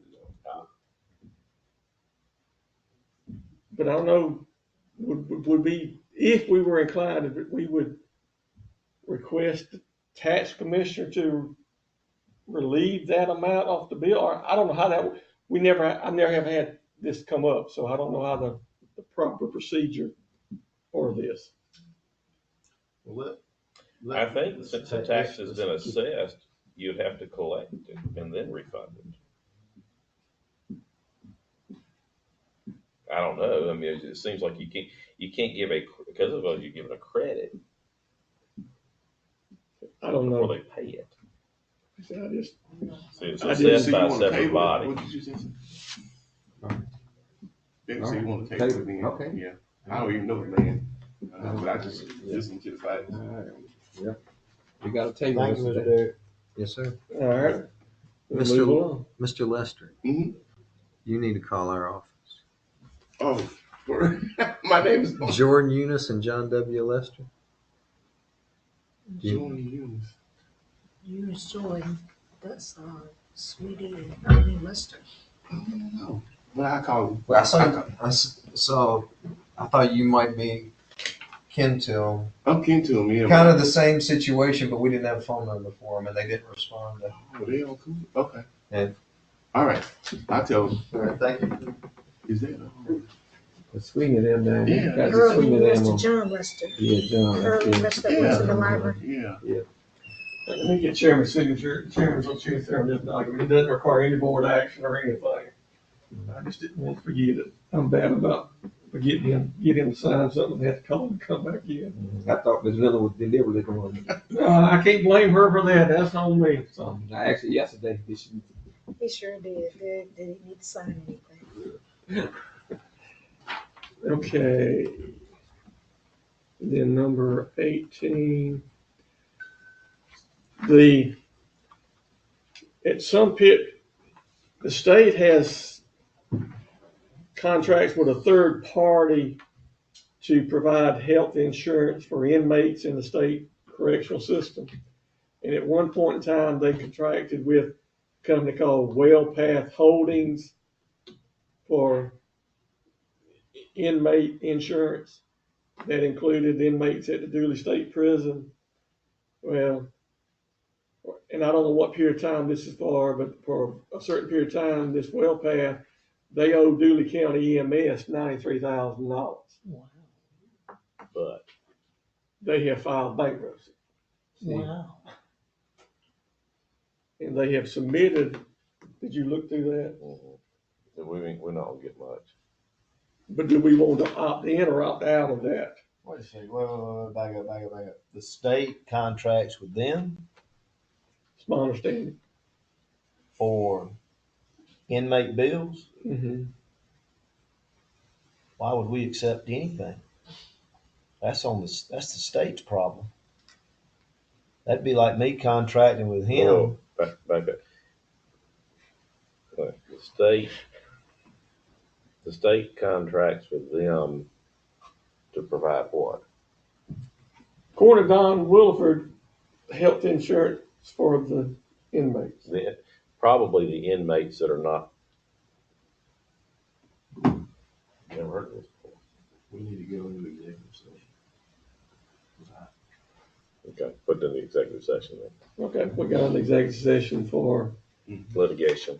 potential litigation anyway, so do you want to put that in there? Please. Then, Mr. Chairman, that's all the items of regular business I have. Got it. I have to go. Tiger Road. Oh, I'm sorry. And then the record. Thank you, I'm sorry. I lost track for a second.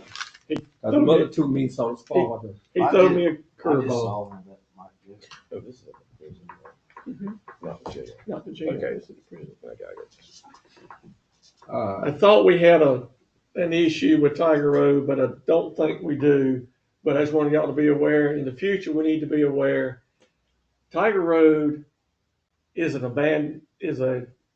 formerly it was a county maintained dirt road years ago. But back in the 90s, the owners requested it be abandoned and it got abandoned. Even before we named roads. So it's been a private drive for 20 plus years It was abandoned before it was named? before its name.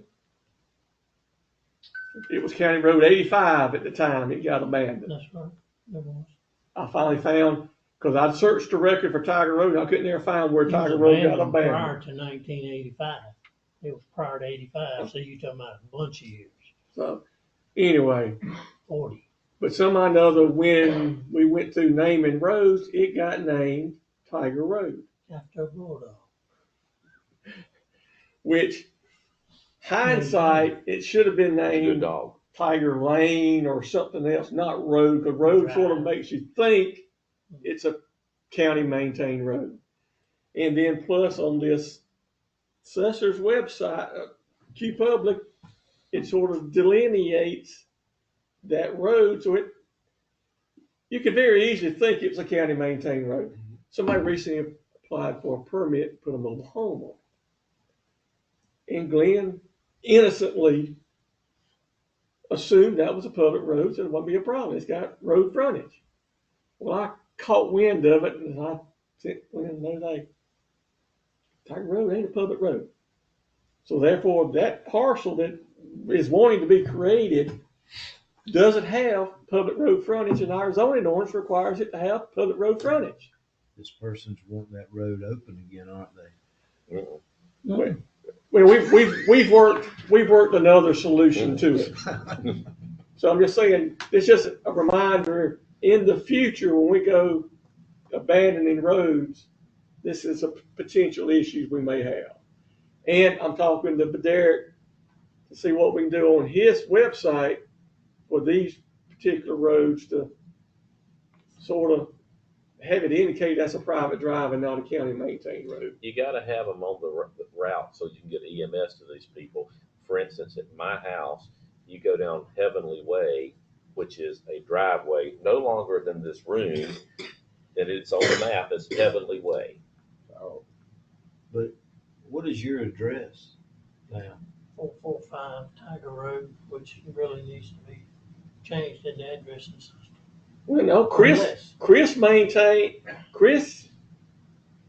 who's in charge of our addressing system, he says it's recommended that you assign addresses on private drives. Because if you didn't, you will be giving them an address on Franklin Road, and you may or may not know how to get to his house based off that address. But doesn't that go back? I mean, I'm traveling here, digging here, but doesn't that go back to the private drive? If there's a bridge on it, you're gonna send EMS across something that the county doesn't maintain?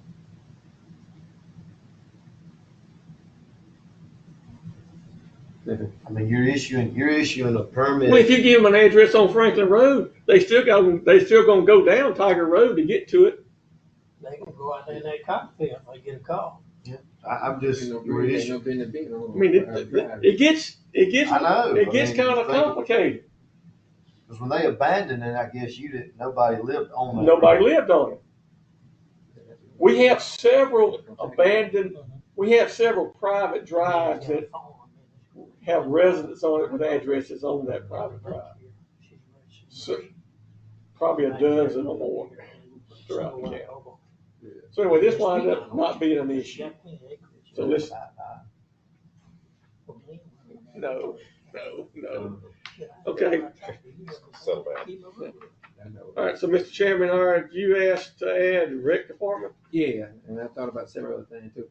Now, back here a few years ago when we issued money for when the baseball team I think was in the state, and we gave them credit cards to go to Alabama, Mississippi, somewhere over there for the baseball team. What happened to?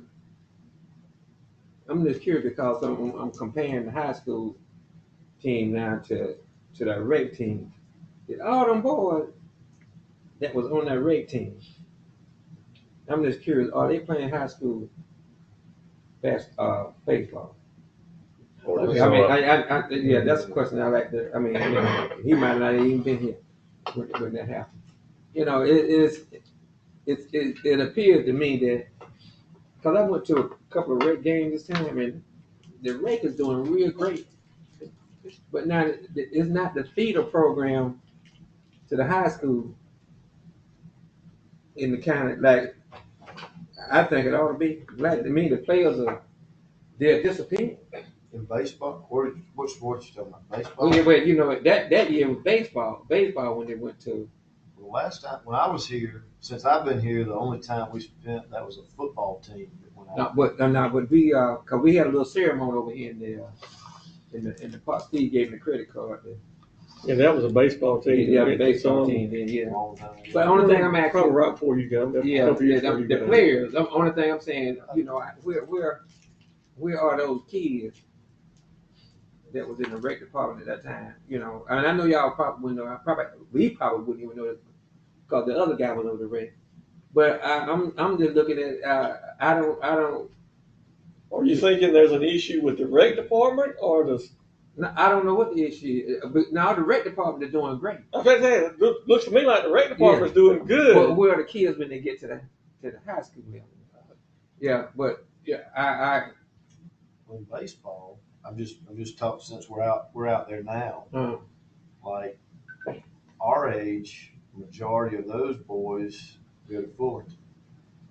But that's fine. Yeah, I'm trying to give you Uh-huh. I don't know, I hadn't paid attention to the older Right. the grade above them, but I'm Plus travel ball is such a factor now. So many kids play in one sport.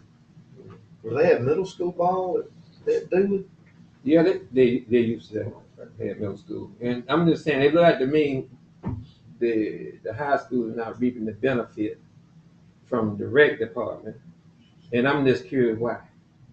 You know, I had some parents that that were talking to me, and I pretended to bring it up last time, and I'm just wondering, what's happening. I probably need to meet with and seeing whether we are actually getting the kids in the school systems in Dooley County, or whether they're going somewhere else. Do they have the middle school?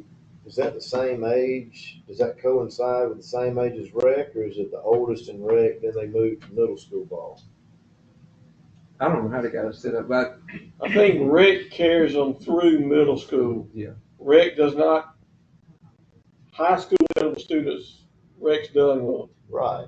But there are some middle schools. Because I know Dooley has I do know they have a middle school baseball team because they play games against each other.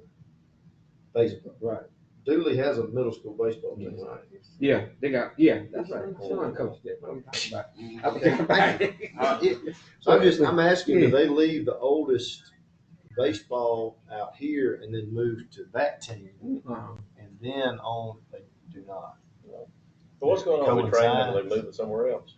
Well, that's what I'm saying. I can't. It's curious, and it's to me like it's becoming an issue, just to see really what's going on. Even though you can't determine where nobody go, but I'm just curious what is actually happening. Because we are funding, the program, the rec program over there. So I was just curious, but A lot of it's dependent upon the coaches. You just really got to get the kids and I get think them it goes involved. back to his speech that you gave. The point I got out of it was, if you had either a middle school coach or the varsity coach, I would think they need to be out there taking an interest in The talent. what these rec boys are doing. Well, That's what I did. You were saying, I know, but you were Yeah. saying they needed to hire the local role models and stuff. I mean, we do need, we need, right. You don't fix it overnight either. Oh no, I mean it took forever to get it going like it was, and then all of a sudden now, because I want to keep Dooley County on the map, and I was just curious about. Go back to your days in coaching. Though. Mm. You had to go get kids that the parents wouldn't get them to you. I live with them. That's what I'm talking about. And that's the difference today. Yeah. Right. So. I'll argue time blue in the face with anybody. That's the difference today. Yeah, and that's what we need to get back to, regardless of what, we didn't need to get back to that. You recognize that talent and you made that extra effort to keep them involved. That's right. Bought grocery and everything else for the parents. Tennis shoes, you name it, I did it. Right, I did it all. Yeah. And you also asked about garbage. Have we answered all those? We did. We talked about the garbage, but I would like to. Now, didn't we supposed to get some money from Sanford Bishop's office? Or we requested some federal money from it? And I was supposed to report that to y'all last meeting, but I got distracted at the end of the meeting. Got notice from Sanford Bishop's office that due to the last federal funding bill that passed to fund the federal government for the rest of the year, all those requests were denied. Well, see, that's what because I've been watching TV, all that federal money, that's the shoot, man. I know we had made a request. Yeah. for some, we didn't, But they said supposedly none nationwide right, exactly. got funded. That all got cut out. So it has affected us too. Yes. Yeah, right, we down here in Duke County. Yes, sir. And one last thing is, it's a fire odor out there where I live. I can't figure out what in the world is going on, but it smells sort of horrible. I've been out there all my life and I never seen this. You seeing buzzards? I don't know where I've seen any buzzing now, but it smells sort of Well, the reason I rough. say Pumping that is- chicken liquid Yeah, out there. that practice they have of drilling in that, affluent that they haul off from the chicken plants. Yeah, they use it as fertilizer, and that's a practice They being were recognized spreading by the manure, Department he'd of know what manure smelled like. I saw some folks spreading chicken manure out 27 recently, so. I know They they're like to try to cover the odor with Clorox and everything else they put in there, but still, I said, wait a minute, I can't even go out the door now. The problem that I saw with it is they were supposed to be incorporated into the ground. Well, I don't know And what's going on. they put it out on top of the ground. Yeah, that look like to me that might be what it is somehow. But I know I've been looking for things circling over this, but it's sort of wrong. Listen, this, I want to say something about it, but not while I'm here. Okay. All right, I'm through talking. All right, I think we need to go into executive session. I'd like to make a motion, we go into executive session for, was it personnel or potential litigation? I second it, Mr. Chairman.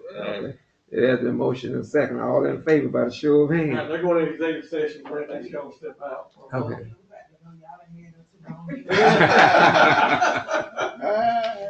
Y'all remember them roads in Byronville now? Y'all heard it.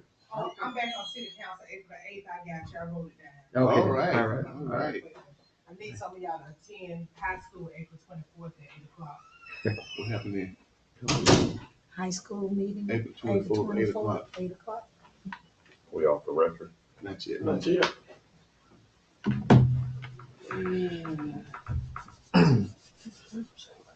Yes, Coachella Clayton in a moment. This conference will now be recorded.